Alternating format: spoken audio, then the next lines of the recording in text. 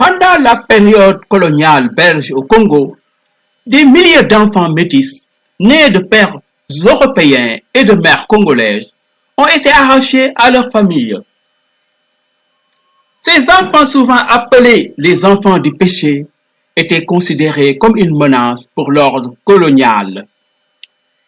Ils ont été placés dans des orphelinats dirigés par des religieuses où ils ont vécu des conditions difficiles et ont été privés de l'amour et du soutien de leur famille. Monique, Léa, Simone, Noël et Marie-Josée sont 5 de ces enfants.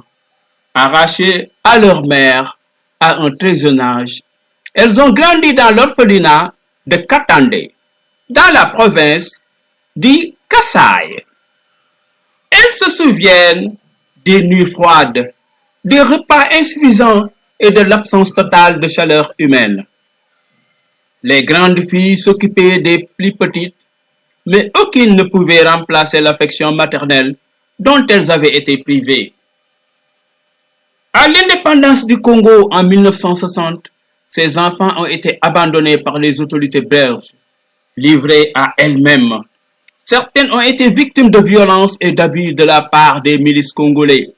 Monique se souvient encore des cris et des pleurs des autres enfants, des nuits passées à se cacher pour échapper aux horreurs de la guerre civile.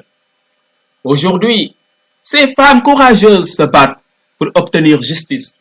Elles demandent la reconnaissance des souffrances qu'elles ont endurées et la condamnation de l'État belge pour les crimes commis contre elles. Leur combat est un témoignage poignant de la résilience humaine